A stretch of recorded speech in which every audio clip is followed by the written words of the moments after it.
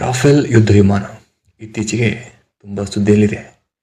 ಭಾರತವು 114 ರಾಫೆಲ್ ಯುದ್ಧ ವಿಮಾನಗಳನ್ನು ಕೊಂಡುಕೊಳ್ಳಲು ಸಿದ್ಧವಾಗಿದೆ. ಇದು ಬಹುಶಃ ಭಾರತದ ಇತಿಹಾಸದಲ್ಲಿ ಮೊಟ್ಟ ಮೊದಲ ಇಂತಹ ದೊಡ್ಡ ಪ್ರಮಾಣದ ಯುದ್ಧ ವಿಮಾನಗಳನ್ನು ಕೊಂಡುಕೊಳ್ಳಲಾಗುತ್ತದೆ.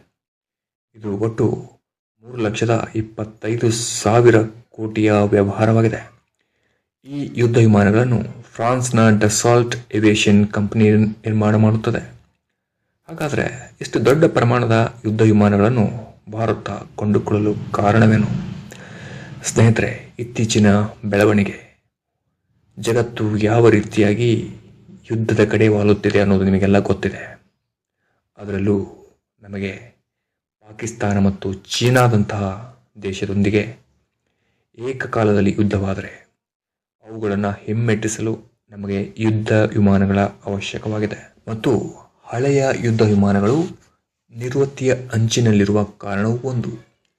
ಒಟ್ಟಾರೆಯಾಗಿ ಭಾರತದ ರಕ್ಷಣಾ ವ್ಯವಸ್ಥೆಯಲ್ಲಿ ಇದು ಒಂದು ಮೈಲಿಗಲ್ಲು. ಭಾರತ ಇನ್ನೂ ಬಲಿಷ್ಠವಾಗಬೇಕಿದೆ. ಇಂತಹ ಸಂಕೀರ್ಣ ಸ್ಥಿತಿಯಲ್ಲಿ ನಮ್ಮ ಬಲವನ್ನು ಹೆಚ್ಚಿಸಿಕೊಳ್ಳಬೇಕಿದೆ.